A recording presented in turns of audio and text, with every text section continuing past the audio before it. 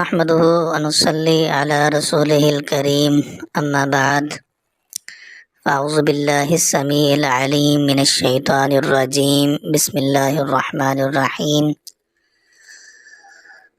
وقال النبي صلى الله عليه وسلم خيركم من تعلم القرآن وعلمه تم میں سے بہترین شخص وہ ہے جو قرآن مجید کو سیکھتا ہے اور اس عظیم کتاب کی آگے اس کو سکھانے کی کوشش کرتا ہے تو دنیا میں سب سے بہترین انسان ہے۔ معزز سامعین، انتہائی معذرت کے ساتھ کچھ دنوں کا تعطل آیا بیماری کی وجہ سے اور سفر کی صعوبت کی وجہ سے۔ اللہ تعالیٰ سے دعا کیجیے گا کہ اللہ تعالیٰ صحت عطا فرمائے۔ انشاءاللہ تعالی ہم اس سلسلے کو مستقل بنیادوں پر جاری و ساری رکھیں گے، صرف اس ذہن سے کہ یہ ہماری آخرت کا ذخیرہ بن جائے انشاءاللہ۔ تو آج کی جو آیت ہے وہ آیت نمبر 7 اور 8 ہے۔ اللہ تعالیٰ فرماتے ہیں وَاعْلَمُوا أَنَّ فِيكُمْ رَسُولَ اللَّهِ۔ وَاعْلَمُوا یہ امر کا صیغہ ہے اور جمع مذکر حاضر ہے۔ اس کا مصدر ہے علم، عالمہ اس کا ماضی ہے، اور اس کا جو ترجمہ ہے وہ ہے جان لینا۔ تو وَاعْلَمُوا امر کا صیغہ ہے تو اس کا ترجمہ کیا بنے گا کہ تم جان لو، یعنی اللہ تعالیٰ مومنوں سے خاص طور پہ مخاطب ہو کر یہ حکم دے رہے ہیں کہ وَاعْلَمُوا تم جان لو، اچھی طرح ذہن نشین کر لو، اچھی طرح اس بات کو سمجھ لو اور انتہائی اہمیت کے ساتھ اس بات کو اپنی ذہن میں بٹھا لو۔ انا یہ حروف مشبہ بالفعل ہے جس کا معنی یقیناً ہوتا ہے۔ اس کے دو معنی ہوتے ہیں، ایک معنی یقیناً اور ایک معنی بے شک۔ کلام کے اندر پختگی پیدا کرنے کے لیے اور کلام بات کے اندر تاکید پیدا کرنے کے لیے یہ کلمہ عربی زبان میں استعمال ہوتا ہے۔ تو وَاعْلَمُوا امر کا صیغہ ہے، اچھی طرح ذہن میں یہ بات بٹھا لو، انا یقیناً، فیکم تم میں، فی کا معنی میں ہوتا ہے اور کم کا معنی تم میں، کیا مطلب تمہارے درمیان، انا فیکم یقیناً تمہارے درمیان رسول اللہ اللہ کے رسول صلی اللہ علیہ وآلہ وسلم موجود ہیں۔ کیا مطلب، اس کی توضیح اور تشریح اور تفسیر جو ہے یہ انشاءاللہ ترجمے کے بعد ہم کرتے ہیں۔ ابھی ترجمے کو دیکھیں کہ وَاعْلَمُوا اچھی طرح یہ بات اپنے ذہن میں بٹھا لو، انا یقیناً، فیکم تمہارے درمیان، رسول اللہ اللہ کے رسول موجود ہیں، لو یطیعکم فی کثیر، لو شرطیہ ہے، اس کا معنی اگر آتا ہے، لو اگر، یطیعکم تمہاری وہ اطاعت کریں، یطیع اطاع، یطیع سے واحد مذکر غائب کا صیغہ ہے جس کا معنی پیروی کرنا، پیچھے چلنا، اطاعت کرنا۔ لو یطیعکم اگر نبی صلی اللہ علیہ وآلہ وسلم تمہاری پیروی کرنے لگیں، یعنی کہ اصل تو یہ ہے کہ تم اللہ کے نبی کے پیچھے چلو، تم رسول اللہ صلی اللہ علیہ وسلم کی پیروی کرو، تم اللہ کے پیغمبر کی بات کو مانو، لیکن اگر تم یہ چاہتے ہو کہ تمہاری بات نبی مانے تو اس کا پھر ایک نقصان ہوگا۔ وہ نقصان کیا ہے؟ اللہ فرماتے ہیں لو یطیعکم، اگر تمہاری پیروی کرنے لگ جائیں اللہ کے رسول، فی کثیر من الامر، بہت زیادہ معاملات میں، کثیر کا معنی زیادہ اور من الامر معاملات، بہت زیادہ معاملات میں۔ دیکھیں یہاں پر ایک بڑا دقیق نقطہ بھی جو سمجھنے والا ہے وہ یہ ہے کہ کثیر کا لفظ اللہ تعالیٰ نے بولا ہے، تو اس کا مطلب یہ ہے کہ ضروری نہیں ہے کہ نبی ہر بات ہی منوائیں اور تم سے کبھی مشورہ ہی نہ لیں، یا تم سے کبھی تمہاری رائے کو کبھی تسلیم ہی نہ کریں، نہیں۔ اللہ نے حالانکہ قرآن مجید میں ارشاد فرمایا وَشَاوِرْهُمْ فِي الْأَمْرِ، کہ اے محمد صلی اللہ علیہ وآلہ وسلم آپ صحابہ سے مشاورت کیا کریں، اور بہت سارے مقامات پر اللہ کے پیغمبر نے صحابہ سے مشورہ کیا اور صحابہ کی رائے کو آپ صلی اللہ علیہ وسلم نے تسلیم کیا اور اس پر عمل کیا۔ جیسے جنگ خندق کا موقع پر آپ صلی اللہ علیہ وسلم نے صحابہ سے رائے لی، اور پھر ایک صحابی کی رائے پر آپ صلی اللہ علیہ وسلم نے عمل کرتے ہوئے مدینہ میں ہی اپنے آپ کو رکھا اور پھر خندق کھودی۔ تو کثیر کا معنی یہ ہے کہ ہر معاملہ یا بہت زیادہ معاملات میں، یعنی کہ زیادہ معاملات میں اگر نبی صلی اللہ علیہ وسلم تمہاری پیروی شروع کر دیں، تمہاری بات ماننی شروع کر دیں، تمہارے ذہن کے مطابق چلنا شروع کر دیں، اگر ایسا کریں تو اس کا نقصان کیا ہے؟ لعنتم جو ہے یہ اس کا معنی مشقت ہے۔ یہاں پر آنا تھا، اس کا جو ہے وہ ماضی ہے، اور عنت ہی اس کا مادہ ہے۔ آنا تھا کا لغوی معنی دشواری میں مبتلا ہو جانا، مصیبت میں پڑ جانا، ہلاکت میں پڑ جانا۔ تو لعنتم یہاں پر لام جو ہے یہ جواب شرط ہے، لو یہاں پہ پیچھے شرطیہ آیا تھا تو اس کا جواب شرط ہے یہاں پر۔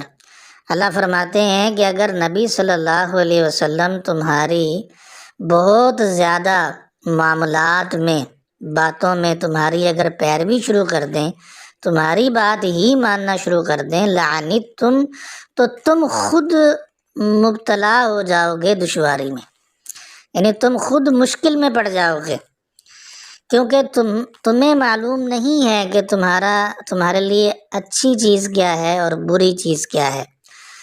اللہ کو معلوم ہے انسان کے احوال کا کہ وہ عالم الغیب ہے۔ اللہ کو پتہ ہے کہ میں نے انسان کو بنایا ہے اور اس کے لیے اچھا کیا ہے اور برا کیا ہے، اور آنے والے وقت کے بارے میں بھی اللہ کی ذات جانتی ہے کہ آنے والے وقت میں کیا ہونے والا ہے۔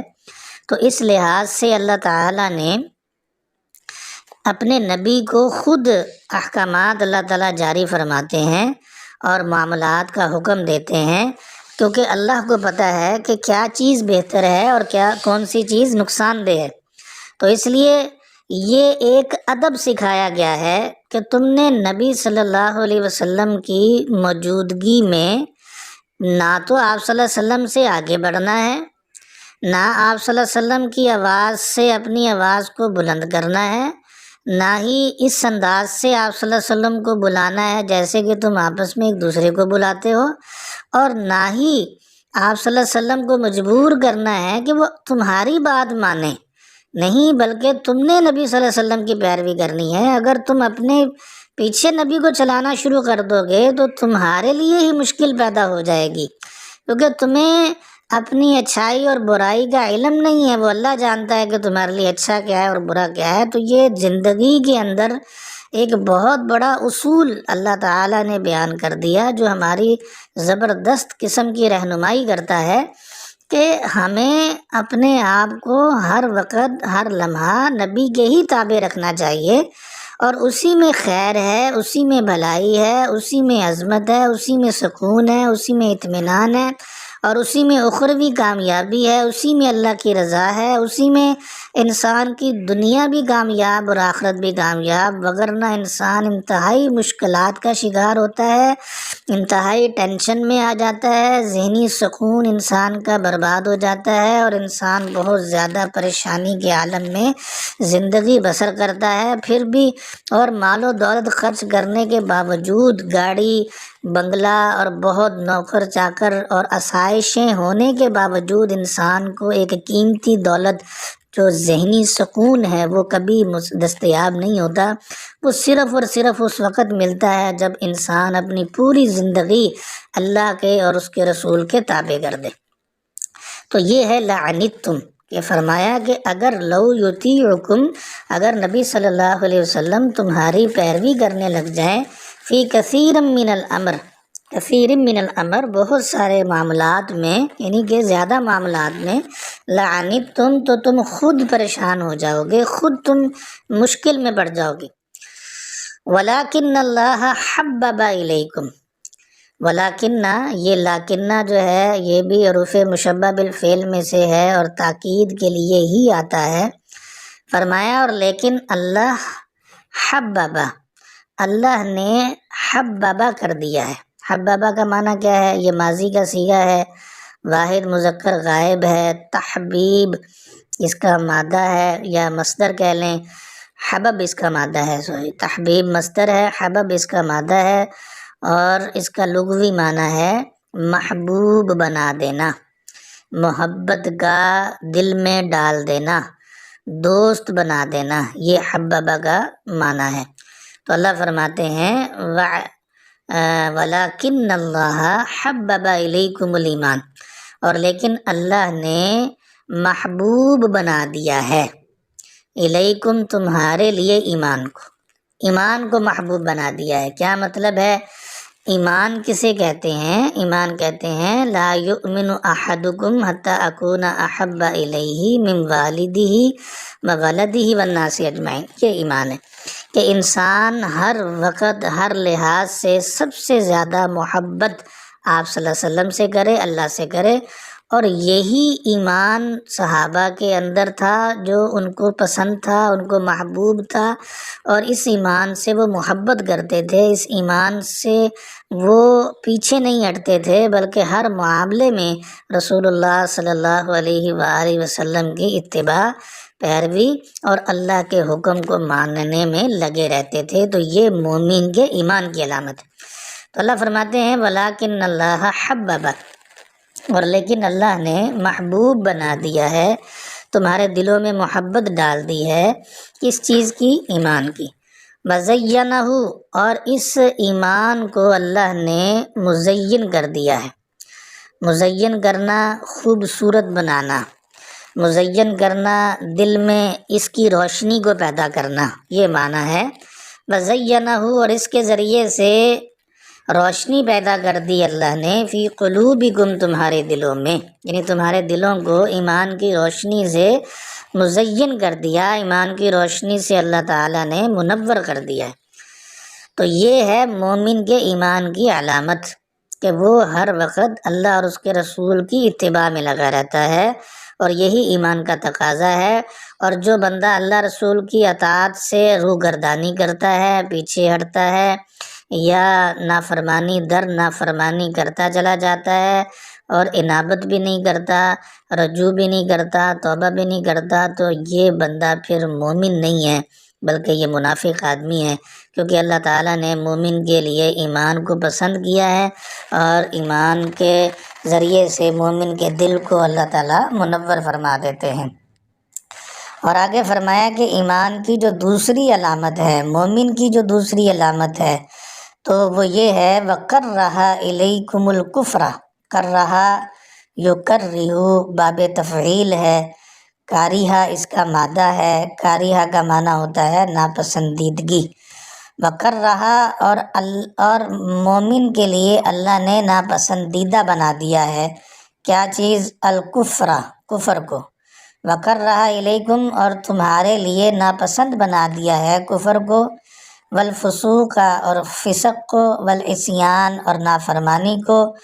تو یہ تین چیزوں سے مومن آدمی دور رہتا ہے، کفر سے بھی دور رہتا ہے۔ کیا مطلب؟ کافر سے دلی نفرت کرتا ہے، کفر سے دلی نفرت کرتا ہے، تو اور اسی طرح فسق سے بھی دلی نفرت کرتا ہے، مومن فاسق نہیں ہوتا، یعنی کہ اللہ کا بہت زیادہ نافرمانی کا ارتکاب نہیں کرتا۔ اور عصیان بھی نافرمانی کو ہی کہتے ہیں کہ انسان جو ہے نہ کفر کے قریب جاتا ہے، نہ ہی انسان فسق کے قریب جاتا ہے، اور نہ ہی مومن آدمی جو ہے نافرمانی کے قریب جاتا ہے، بلکہ ہر وقت اپنے ایمان کو بچانے کی کوشش کرتا ہے۔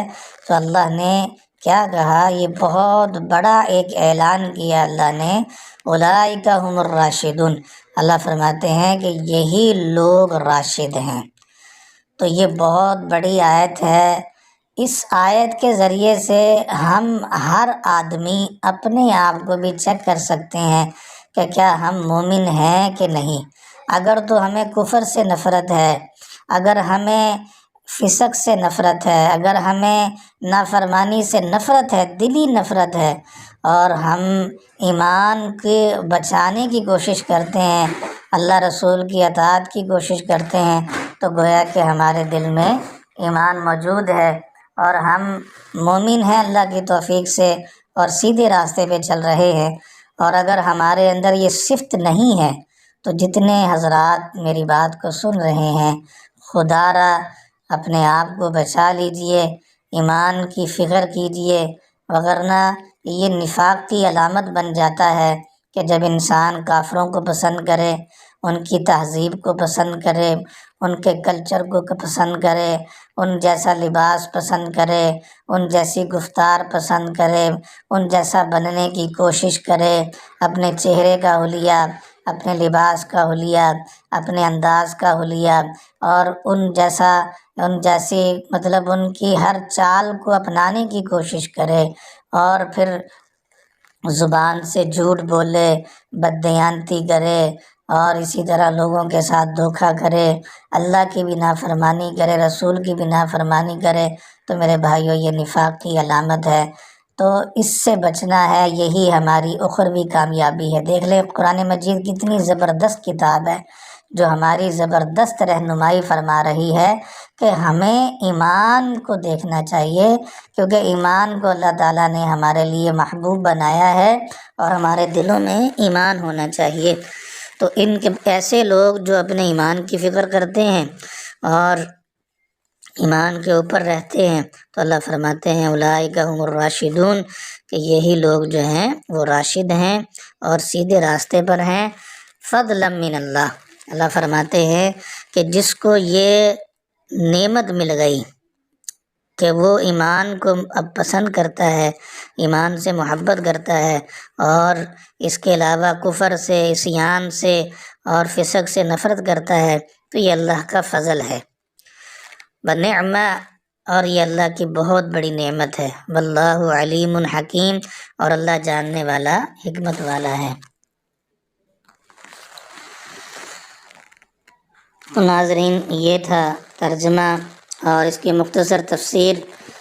تو دوبارہ اس کو ہم دیکھ لیتے ہیں۔ وَاعْلَمُوا، اللہ فرماتے ہیں کہ اچھی طرح یہ بات ذہن نشین کر لو، اَنَّ فِیکُم رسول اللہ، کہ بے شک تمہارے درمیان اللہ کے رسول موجود ہیں۔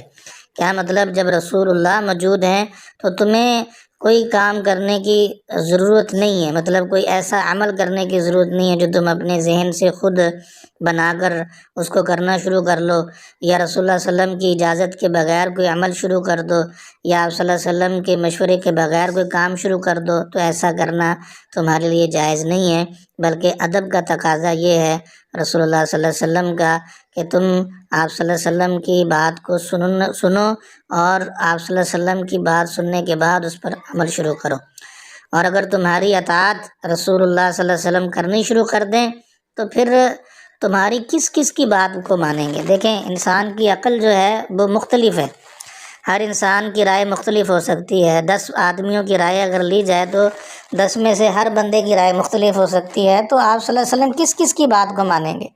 تو اس طرح فساد پیدا ہوگا، جھگڑا پیدا ہوگا۔ اس لیے اللہ نے آپ صلی اللہ علیہ وسلم کو نمونہ قرار دیا۔ لقد کان لکم فی رسول اللہ اسوۃ حسنہ، اللہ فرماتے ہیں کہ تمہارے لیے جو بہترین نمونہ اور آئیڈیل جو شخصیت ہے وہ رسول اللہ ہے صلی اللہ علیہ وسلم۔ تو بہرحال یہ جو آیتیں آج ہم نے پڑھی ہیں یہ انتہائی اہم ہیں اور قابل عمل ہیں. ہمیں ان آیتوں پہ عمل کرنا چاہیے کہ اس میں آپ صلی اللہ علیہ وسلم کے ادب کو بیان کیا گیا کہ رسول اللہ صلی اللہ علیہ وسلم کی موجودگی، آج کل آپ صلی اللہ علیہ وسلم کی موجودگی اس انداز سے ہے کہ آپ صلی اللہ علیہ وسلم کی احادیث مبارکہ ہمارے پاس موجود ہیں اور ہم آپ صلی اللہ علیہ وسلم کی احادیث مبارکہ کو پڑھ کے عمل کریں. کوئی بھی عمل کرنا ہو اور آپ صلی اللہ علیہ وسلم کے سنت اور آپ صلی اللہ علیہ وسلم کے عمل سے آگے نہ بڑھیں تو یہ ہمارے لیے انتہائی ضروری ہے. اللہ تعالیٰ سے دعا ہے کہ اللہ تعالیٰ ہمیں عمل کی توفیق عطا فرمائے. کوشش کیا کریں کہ جو بھی یہ لیکچر آپ کے پاس آتا ہے، آج 5واں لیکچر ہم نے سنا ہے، تو آپ اس کو آگے سے آگے شیئر کریں اس بطور صدقہ جاریہ. یہ ذہن میں رکھتے ہوئے کہ یہ قرآن ہے، خیرکم من تعلم القرآن وعلمہ کے تحت آپ اس کو بطور صدقہ جاریہ آگے لوگوں تک پہنچائیں. اور کوئی اگر سوال کرتا ہے کسی قسم کا تو وہ آپ پوچھ سکتے ہیں. جزاک اللہ. السلام علیکم ورحمۃ اللہ وبرکاتہ.